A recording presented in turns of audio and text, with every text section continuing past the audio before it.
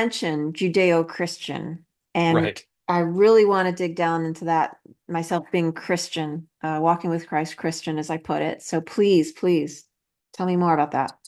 Well, I'll point out that I'm from the Judeo part of Judeo-Christian. I'm lucky enough to have grown up in a Christian country that I love. America would not be a Burkean nation. America would not be America were it not for the Judeo-Christian tradition and the fact that this is a Christian country. It's super important to understand that. And I'm not talking theology here. I'm not talking metaphysics. I'm talking pragmatism.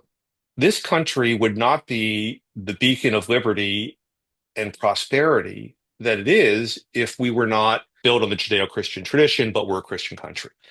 So it's worth noting Edmund Burke, the great Edmund, he lived in the 1700s. Mhm. He was steeped in what at that point had been a millennia long Judeo-Christian tradition. And it produced his contemporaries. His contemporaries were Adam Smith, who wrote The Wealth of Nations and kind of invented capitalism, if you will, Mm. and John Locke. Locke actually died around the time Burke was born, but roughly the same period. And John Locke, as you're probably aware, was arguably the number one political philosopher who influenced Thomas Jefferson Yeah, and the founders.